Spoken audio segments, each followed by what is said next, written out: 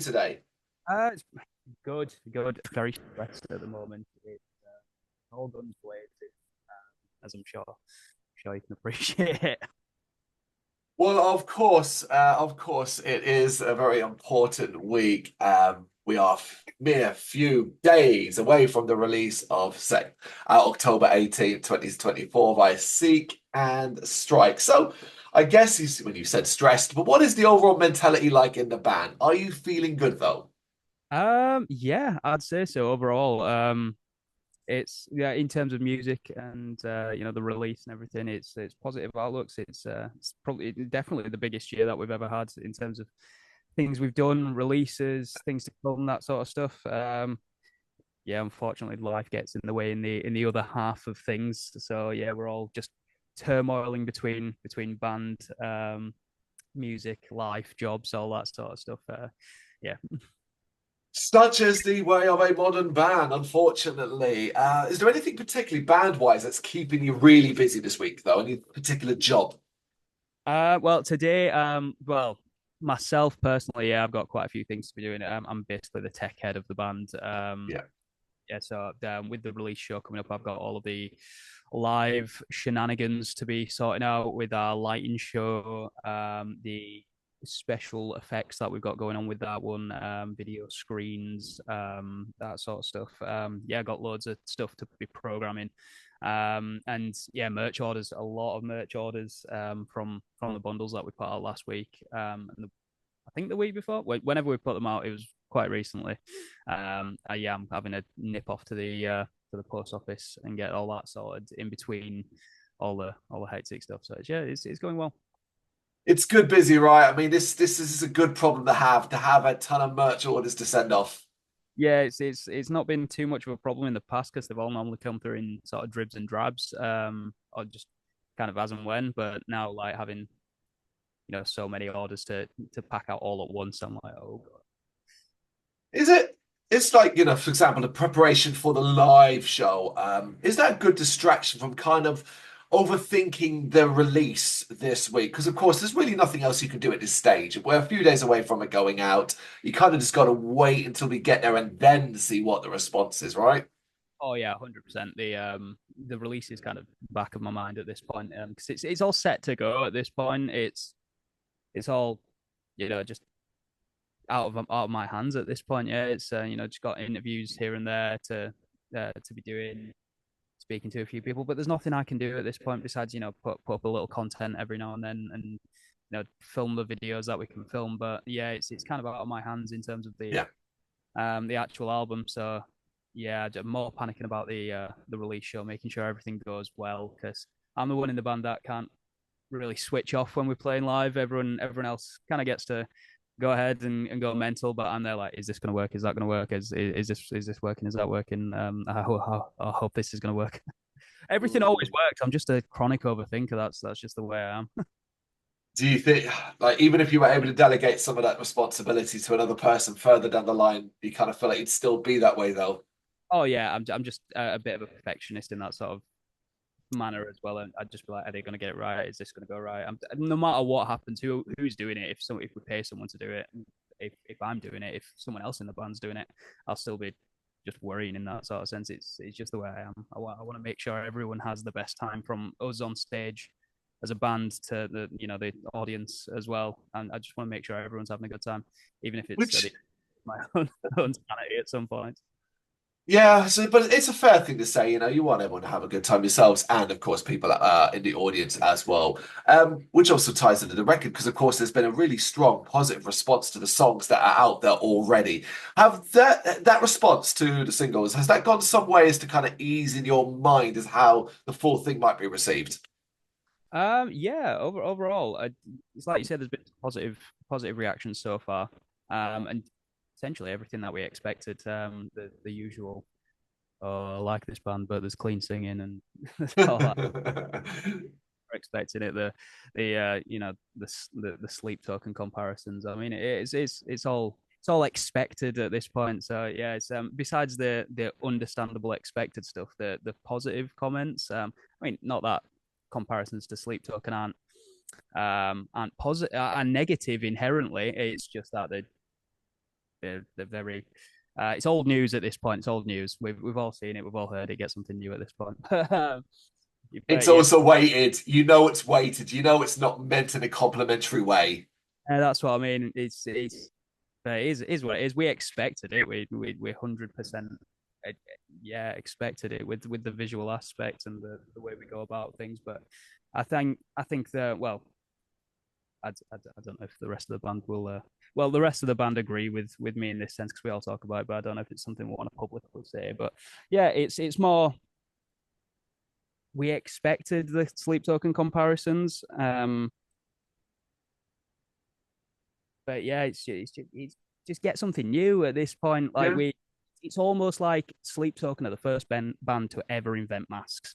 Oh yeah. Like we've only had one comparison to Slipknot, and we're like, I thought that'd be way more like than Sleep Token. Yeah, if not Slipknot, then at least a little Mushroom Head, right? At least a little that, right? It's like I get they're the in thing at the moment, and I love Sleep Token. I'm not gonna lie, like they are fantastic. They're a fantastic band. You can't get you can't get by with not hearing about them at this point. But yeah, it's more one of those like, is there anyone else that wears masks out there? But yeah, Yeah, the comparisons are lazy because ultimately you are doing your own thing, and the thing is, this isn't like you just fell out of the sky and landed here with these first set of songs in this album. It's been a phenomenal ride within Veil so far up to this point, but this particularly feels like a big fuel injection for you, and that like there's a ton of potential behind the release. Do you recognize the importance of this record and what it might do for you? oh definitely, yeah. It's why we've been putting so much into it, from the production side of things to yeah to the way with that we're putting out the release show, going out with the video, going out with uh just all the special effects. I won't say pyrotechnics because it's not quite that. It's not quite that. Yeah, the special effects that we've got going on with it, and yeah, it's we just wanted to make it as grand and as big as we can do, really, on the limited budget that we do have, because it's not like we've got thousands upon thousands upon thousands of pounds like some bands around Yeah. with like grants or anything like that. It's just yeah, we're doing what we can with what we have, and I think that's always been a motto of Veiled is we try to make it as grand as possible with as little budget as we can, because we've never had like a lot of money between us, as a band. And yeah, the label does help with the promotion side of things. It takes away that kind of aspect after the release and that kind of stuff. But yeah, getting stuff together before release, all the videos, anything we want in that sort of sense. And yeah, it's because we have got a very grand idea behind Veiled visually, and with our music videos, and that sort of stuff. So it's just wanting to take it to that next level. But how do we do that without without bankrupting ourselves? Yeah. Yeah, there's no simple answer to that. I mean, anybody that knows you has seen you perform live, you can see the vision you guys have for the band. But what about this particular record? The earliest point of its creation, did you have a clear vision of what you wanted this record to be? Yeah, I mean, we always go in with something visually, whether that's conceptually, like whether you call it a concept album or not, I don't know. But we always go with some sort of visual landscape that we're wanting to achieve. Whether that's again a story that we're wanting to tell, or if it's just an emotion that we're wanting to to sort of play off of. And a lot of time it's something terror, fear, kind of, rather than just going for, oh, this is creepy.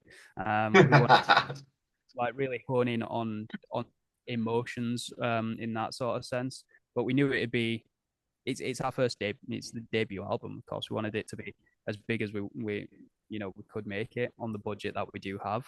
And thankfully, we've got Adam in the band, our bass player, slash producer slash mastermind in all things audio and sonic departments. He made this album sound a million times better than we could have ever thought. I mean, we've worked with Adam since he wasn't even in the band. Like we've seen his career, I guess you would say, his career like evolve. And even when he sent back the masters for the album, even we were blown away because we were just like, oh, it's Adam at this point, if you know what I mean. It's kind of like they're gonna sound great, they're gonna sound fantastic. Adam's great. But then when he sent the masters back for the album, we're like, holy shit. Can we swear on this? Is Yeah, this yeah. yeah, so yeah, we were just like, holy shit, this sounds ridiculous. It's miles above anything he's ever done. And he'll tell you that as well himself. He's just getting better with everything that he releases, and I guess we get to benefit from that with having him in the band. So that's great. But yeah, like I say, we wanted to make it as big as we could, really. And yeah, there's been This a turmoil in terms of member changes in that sort of sense. So it's pushed things back from where we wanted to make it, and like things could have been out sooner, and in that sort of sense. But again, we wanted to make it right. Yeah, there's no point rushing this. I mean, it's not like there was an insane demand because it's your debut. Like, oh, you must follow up this previous record in this amount of time and stuff like that. So taking the time to make it as everything it possibly can be is very, very important. But what you just sort of described there is quite intangible to a certain degree. You talk about feelings, certain feelings and feelings of fear, horror, that kind of thing. How do you hone in on that, though, to the point where you then get that record vibe? You've got the feel for what you want this record to be. Um, so it sort of starts with like soundboards and mood boards. I'd say with ourselves. We Yeah. just kind of throw ideas. It's almost never like we'll have a word eventually. We'll throw ideas at each other. There might be like 40, 50 ideas or something like that. I mean, if we look through our Dropbox folders, there's probably somewhere close to 100 between like the 3, 4 members that do write in the band. Um, and then we'll kind of take a listen to everything and then come up with a concept to solidify all these ideas together. Like what are we wanting to achieve with the album? And essentially that's what we did. We had, like I say, all of these ideas and then said, right, which one of these fit together? What are we trying to achieve? Which ones convey that feeling of terror, that feeling of unease, that feeling of darkness that we were going for within the album. Picked all of the ones that kind of fit, the ones that didn't really fit, or that we reworked into, to have them. But yeah, a lot of it starts with like soundboards that we'd go with. I mean, most of our music is just generally dark in a way, and any of the happiest kind of stuff just goes into the personal folders, just for fun, the for fun folders. But yeah, like there are times where it's like this song it's great, but it's just not quite us yet. So a little bit that jigsawing aspect of it. And sometimes, I mean, I've had writer's block at multiple times on this record, just trying to get the perfect part, the perfect piece for like, Mm. one song lament that yeah, the rest of the band will tell you. I tore my hair out for weeks trying to get that song to where it was. Um it's just yeah, it's like taking out sections. I felt it was too fat in areas and like it just there was a bit much or it wasn't enough. And yeah, I guess a lot of it was trying to conform to a 3 minute plus, or this song's not 3 minutes yet, it's not finished. But when we listen to it, it'd be like, oh, it's 2 minutes, 2 minutes 30, and it feels done in a Mm. sense.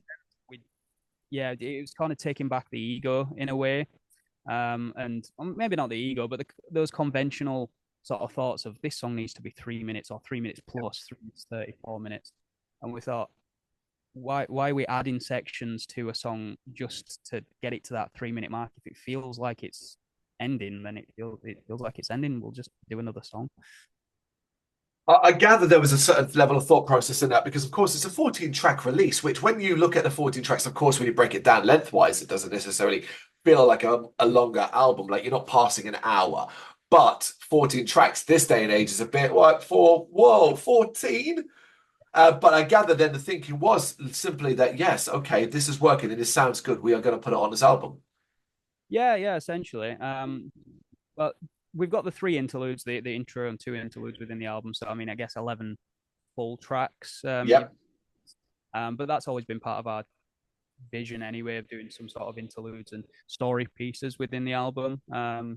Yeah, that always went with the visual aspects behind Veiled. We always wanted to do that in some manner. Yeah.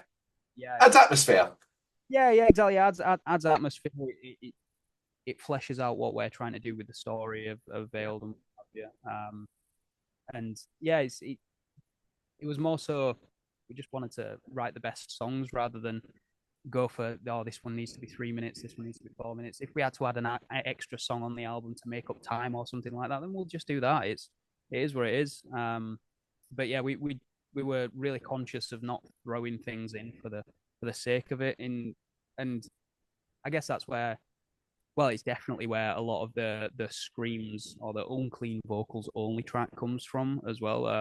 A lot of people tell us that it's a mixed bag in deathcore slash metalcore. I guess we're in the deathcore realms, but we have those clean vocal sections, which a lot of people don't like in deathcore or death metal or in your heavier genres, and we get a lot. We do get some shit for having clean vocals in there.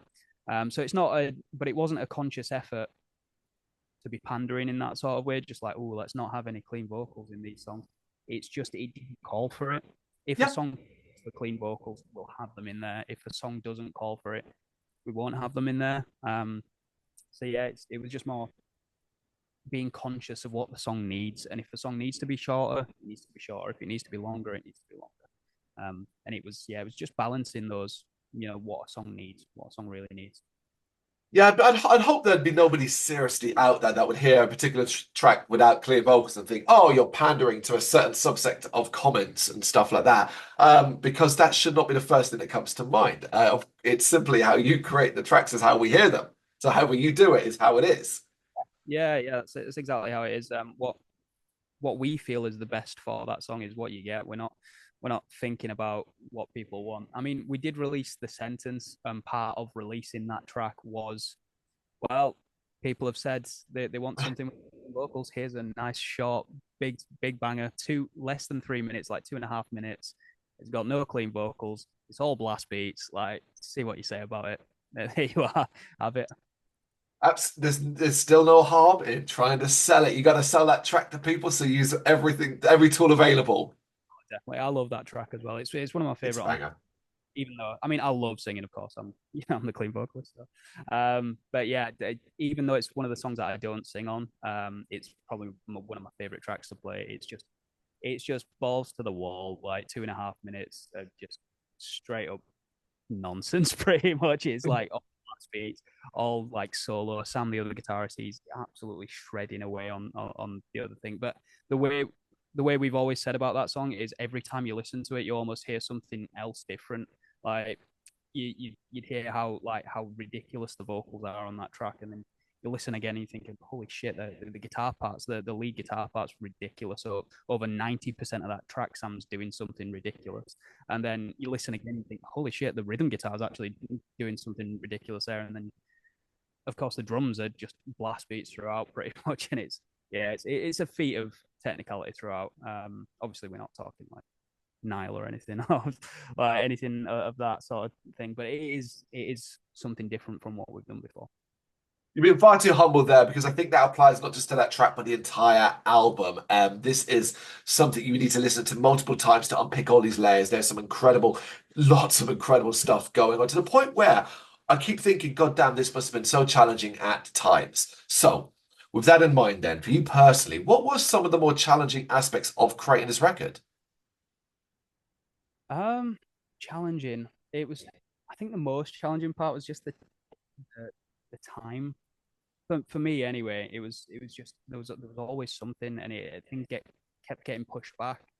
Um, Whether it was vocalists, our old vocalist Jamie, he left, and then Kyle came in, and that pushed us back, so we had to re-record.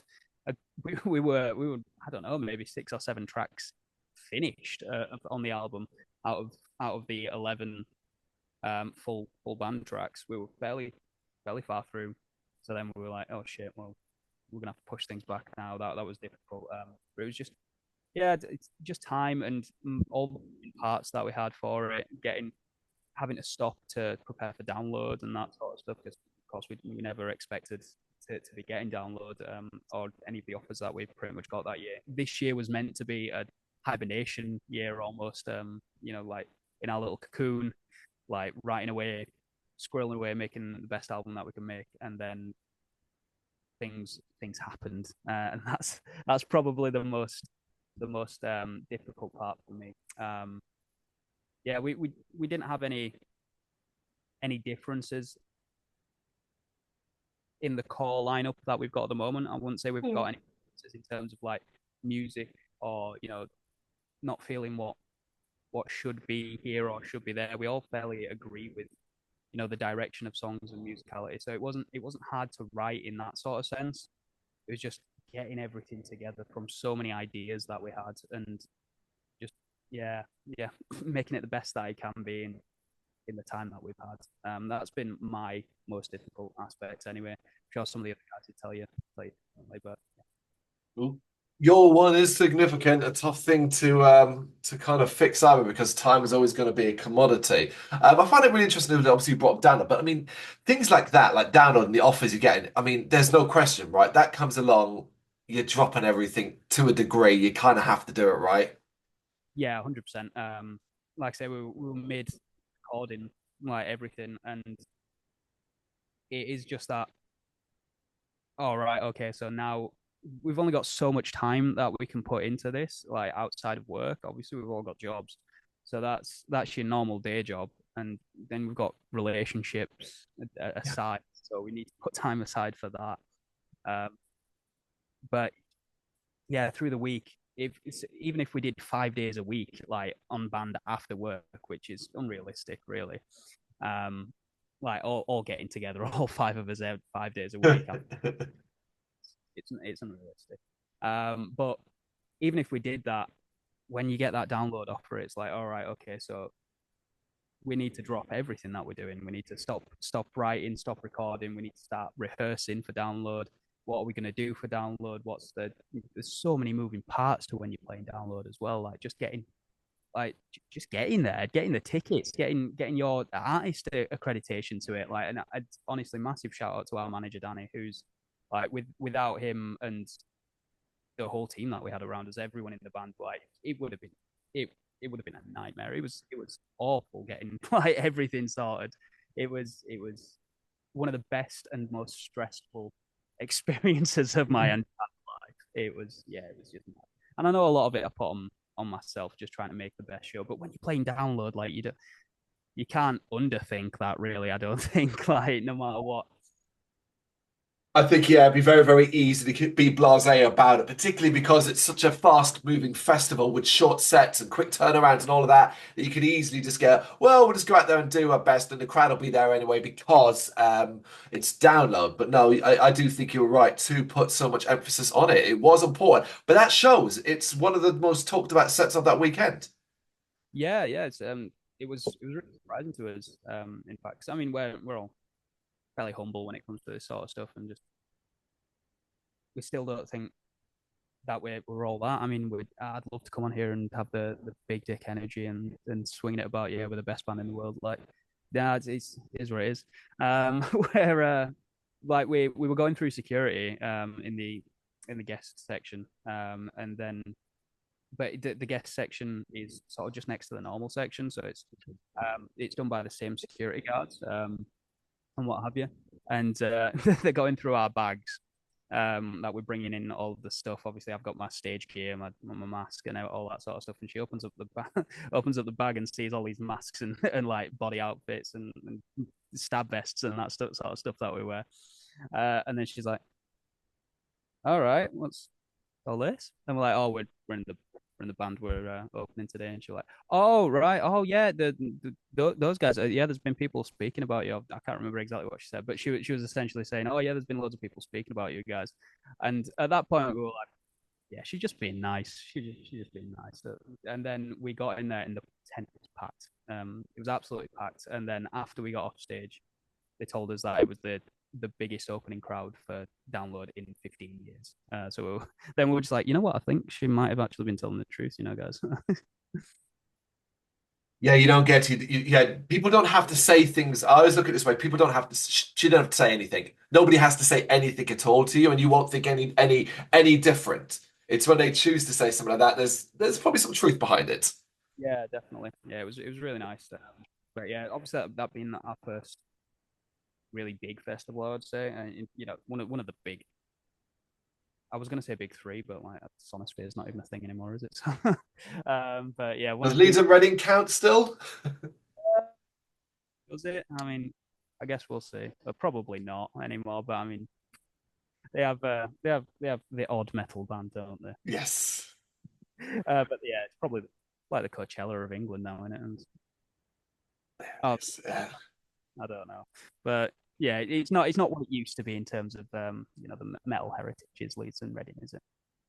No, no, it is not, of course. But there's still plenty of options available in this country in the heavier side of music, and there's no doubt that you will end up back at download again in the future, particularly when this album has been released. So, what do you hope a listener takes away from the album once they hear it, it's out and they've heard it? What do you kind of hope they feel? Um, if we're talking front to back listener, I just hope that we've managed to convey the story and emotion that we've been going for. Obviously, with our story, it's very open to interpretation. We're getting a little more in your face with what's actually happening in the story. But up to this point, we've kind of left it a little more open to interpretation because we haven't known where we're going. We haven't known what Mm. we're doing with the album in that sort of sense. We've got a grand scheme of things behind, but we've never actually gone for uh, an in your face. This is what's happening. Like is a beginning, middle, and end sort of thing. It's just kind of an overarching. Is various stories within the world of Veiled, I guess. Yeah, I guess you'd Yeah. say. But yeah, I hope people take away parts of the story. Just how much effort's gone into it. It's yeah, it's a lot. It's a lot to think about. Just what we've gone through, just to make the album. It's yeah. I just hope people appreciate the effort that's gone into there. And I know there's going to be people that just aren't really asked, and I know there's people that are going to complain about something. You can't get away from people complaining. You can't ever get away from that. but um, but yeah, I hope people enjoy it. Ultimately, I hope people enjoy it. I think they will. It clearly means a lot to you to release this record. So, can you sum up what it does mean to you to release this record? Oh God. Yeah. To me, this is sort of the culmination of what Veiled is up to this point.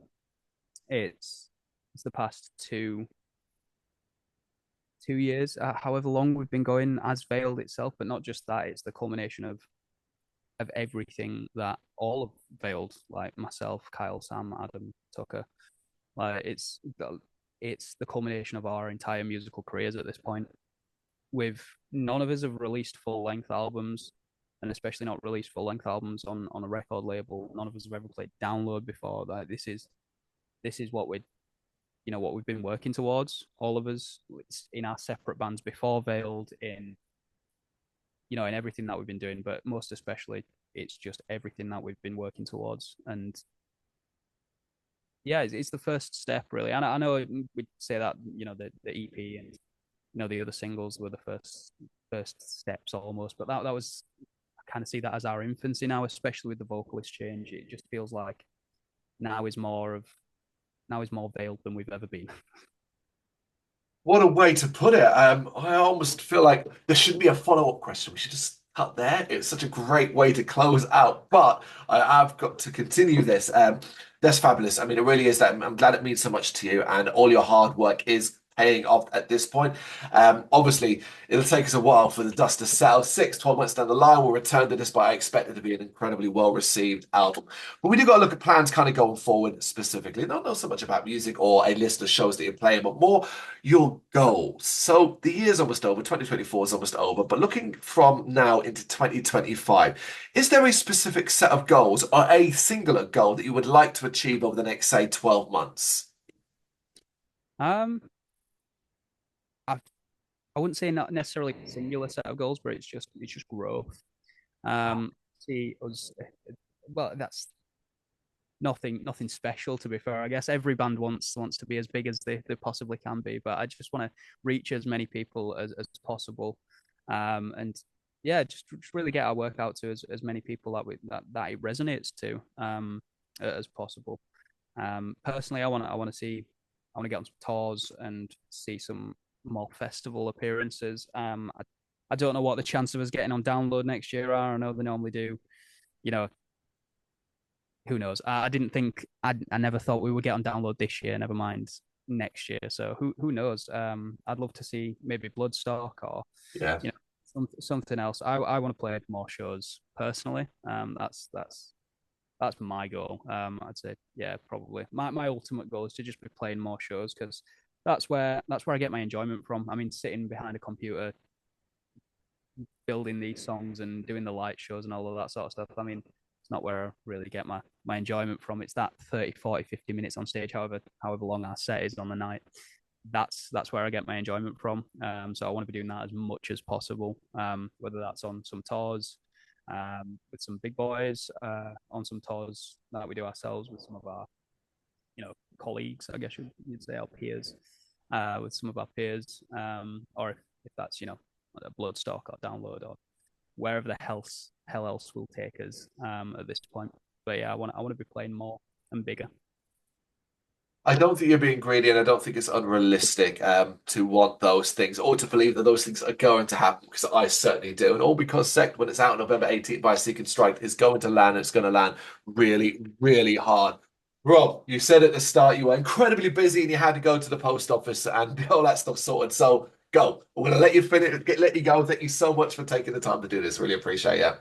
Oh, thank you for having me back. It's been a pleasure. Thank you very much for watching. If you'd like to see more content like this, please consider hitting the subscribe button. It is gratefully appreciated. You can find us over at gbhbl.com, our full website, where reviews, news, and so much more goes up daily. We're also on all social media platforms: Facebook, Instagram, Twitter, Threads, at GBHBL. Just search for GBHBL and you will find us out there. We also have merchandise on sale. You can access the shop via the website.